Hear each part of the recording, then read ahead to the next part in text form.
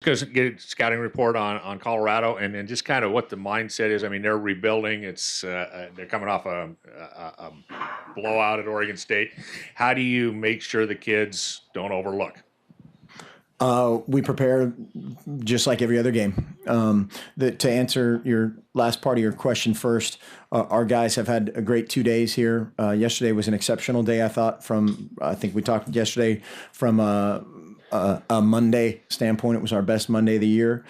Today is usually a day, that's a little bit sluggish. It's, about that time of the year where there's some nicks and dings. There's some guys with some, head colds and school started and they're distracted. And I thought we really practiced well as the day went on.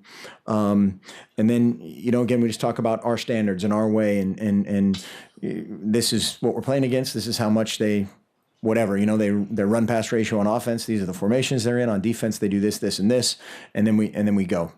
I think they're playing a lot better. Now to go back to the first part of your question, they're very athletic on defense, a lot better, a lot different, kind of a set of issues that they've presented in the past.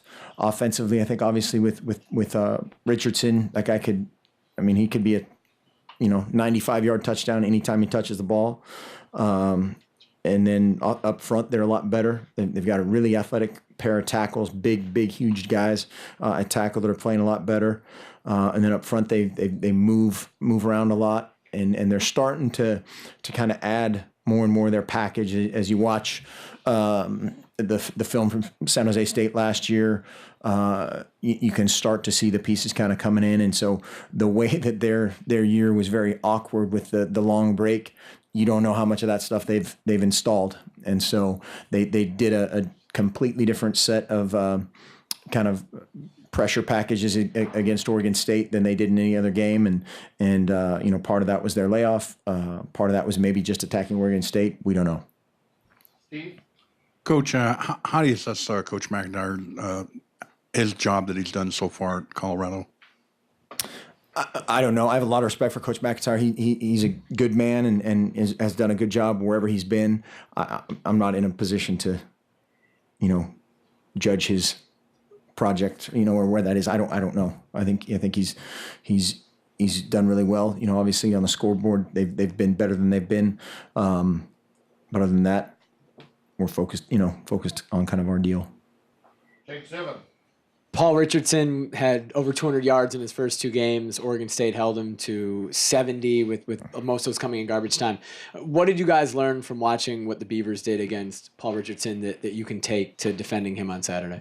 If they can miss him, they missed him a couple times. He was open. He's a dynamic guy that creates a lot of even if he's clouded, corner up and a safety over the top or any kind of double team. He's a guy that can create space or vertically can go up and get things. But I think it was just a combination of factors of how the game kind of came to the quarterback. There were a couple missed throws. I know that they'll revisit, and a couple times it was just kind of the coverage. But there wasn't an apparent conscious effort to double him per se.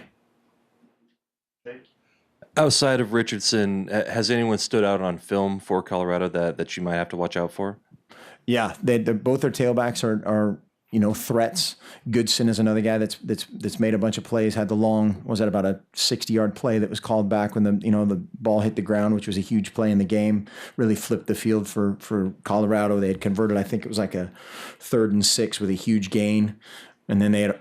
It was one of those deals where they were running the next play and then it was blown dead and called back. And more or less for us, it's kind of figuring out again what their package is, how much of their pistol stuff that they've done in the past are they going to do against us. They didn't do as much of that against Oregon State for whatever reason. But again, we just need to focus on our deal. Warren? Coach, Oregon looking for their 17th road win. What is it about this team when you go on the road, the us against the world? Is there an us against the world? Do you enjoy playing on the road, less distractions? I think there is a certain element of less distractions on the road. There's less guys are worried about tickets and who's coming and staying and sleeping in their bed, or whatever those kind of things that go along with playing at home. We don't look at an us against the world type of mentality. It's us against us, and just try to compete against ourselves. Whatever we did yesterday, do it better. I think we are a very close team, a tight team, and we enjoy competing, with each other and against other people for sure. But I don't know if it's necessarily in that mode. Rick, Just your thoughts on going back to Boulder. You spent some time there, and how much are you looking forward to a return trip as the head coach of Oregon? It's another game, to in almost every way. Like I said yesterday, our son was born there, so that's a really good memory of Boulder, and Boulder's a great place. Ryan can tell you it's a great place, very similar to Eugene in a lot of ways, and a lot of still a lot of friends and that kind of thing. But on Saturday it's a game, and we need to compete and be prepared and get ready to play against a really good team. So many of the people also that that I either coached with or the administration has changed over, so it's really different. But Ralphie will be cool, and that element of it will be neat to see again. Jake, I think we probably talked to you about this 2 years ago when you guys were going to Colorado. Always, whenever a team goes to Denver or Boulder, there's talk of the altitude and how that affects a game. From your experience coaching there for the years that you did, and from playing there or coaching there 2 years ago with the Ducks, is that a factor? Does altitude matter? No, it's not in the sport of football. Not in the sport of American football. If we were in a bike race or running a marathon, we might have a different issue, but we wouldn't. Dave and I wouldn't look very good in those tights or the bicycle uniforms. Yeah, well, I was different, Dave. But yeah, I mean, it's completely mental. I mean, we're gonna have our guys do a little something physical right off the bat. It'll punch you in the chest if you walk up the stairs. That your body's natural reaction is, hey, there's a little less oxygen in the air, but physiologically has zero impact on how you play. And I showed the players a thing yesterday, of a, science and sport kind of thing of fast stuff goes faster at altitude. And so we need to be faster. Andrew, You talked about school starting. How much of a benefit is that to have guys basically only football for 2 months from fall camp to now? Is that different from the other places you've been coaching, and how much of a benefit is that? I think it's both. With most guys, I think it's a good thing. I think there's a lot of guys. In general, if you took a look at most football teams' GPAs throughout the world, the spectrum, they're better in the fall. I think guys can kind of really prioritize what's going on, and they're a little bit more focused, less free time maybe than in the winter and the spring. And kind of there's a few guys that are the same way with football. If they have a little bit too much free time, maybe they're not, studying their playbook, they're playing Xbox or whatever it is they do, whatever it is the kids do these days. And so, but yeah, by and large, we certainly think of it as a huge advantage and try to make our guys think it's a huge advantage. In a lot of ways, it's like an NFL training camp almost. bring down the, go ahead, Jerry. Coach, I got a question for you. That somebody wants to, with Bill McCartney being honored this week by Colorado for his induction into the College Hall of Fame, what is Coach McCartney's legacy in this game? In this game? In the game of football? Game of football. Well, yeah, he's obviously had a tremendous career at Colorado and is a revered figure in that area, and coming from Michigan, and all the legacy and the staff that he had at that time. I think there were, can't remember all the guys, Les Miles and Bill Mallory, and who am I going to forget? Gary Barnett. Gary Barnett. Just a tremendous legacy. I think T.C. McCartney is on the staff there, and there's a couple of the guys that are from his lineage, and just a very, very highly respected guy. When you're recruiting guys like Braylon Addison and other quarterbacks in high school, how do you project what they can do at Oregon for you guys if you're not looking at them at quarterback? It's kind of along the lines of again, the first two things that we look for in any recruit are character and attitude. And if it's a guy that is of high character and has a great attitude and then is really versatile with the ball in his hands, we really like those guys. And we have a bunch of those guys on our team, whether it's Josh or Braylon, who am I going to forget? Daryl Hawkins, guys that have Jawan Williams, guys that played quarterback and something else, and you can kind of show you can show your toughness, you can show your football IQ playing quarterback, and you just get it, hopefully from a big picture standpoint. And then if they have the right attitude of, hey, I want to come in and I want to be an Oregon football player. I don't want to come in and be a right guard or a whatever the just this slot.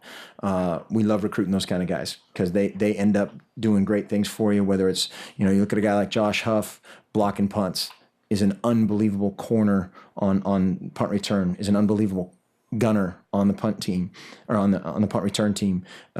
It's all those things that they're just, high desire guys and high output guys that have paid dividends for us.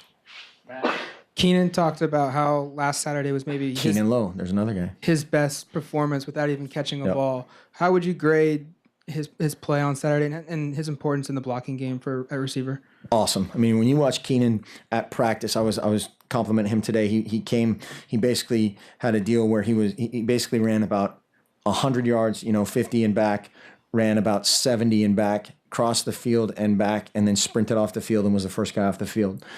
And that I mean, it was just awesome. And pointed that exact thing out of what you said in the team meeting the other day. He was, he escorted Braylon in on the one punt return, created a huge block, or made a huge block. He blocked that guy for about 15 yards when I think Josh scored and Braylon cut the other guy. And so it's just, it's all about it's all about us, it's all about our team. And to see a guy like that, or a guy like Braylon, again, celebrate as much when it's somebody else's touchdown, that's what we're all about.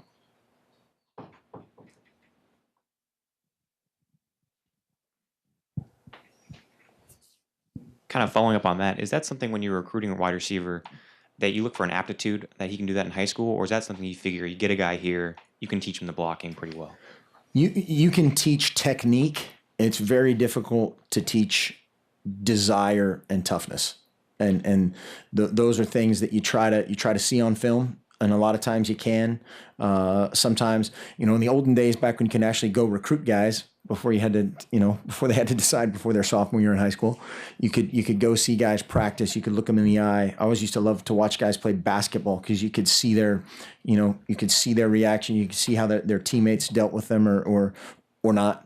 And some of those things are tough to predict, but toughness is something at every single position matters. And it's not, I'm going to punch you in the face tough. It's I just got called for holding. It's 3rd and 17. It's cold. Whatever. We're down 6. We need to come back and convert. Are you 100% dialed in toughness? Warren. Coach, again, kind of along that same line, we were talking to Coach Lubick earlier, and he said he was amazed at how good Oregon has blocked. Their wide receivers have blocked, not just this year, but in the past. What has Coach Lubick brought to this wide receiver team along those lines? A continued desire to be great in that area of being tough guys. And those guys have been awesome. And then I think stepped up, kind of technically, how I think our route running is better. Kind of our overall just big picture knowledge of the offense is better. That's one thing. Frosty did a great job with those guys. That was never necessarily his niche expertise, and he did a great job with them. And being tough and being relentless, we'll take that 1A and 1B over a great route. In any system. And then Lube has kind of, just expanded, just hoping what you get in a coach like that is, taking what we have now and just making it better in every facet. Rick in the back. You're very close. This will be the halfway point of the regular season, and just my question is, what are your thoughts on the team at this point, and how has the journey been for you as the first year head coach at this point? Any big surprises? Any disappointments? Wow. Obviously, like I think I said the other day, our record is what we want. And then probably everything else is a work in progress. I can coach better. The rest of our coaches can coach better. We can play better in every single phase of our team.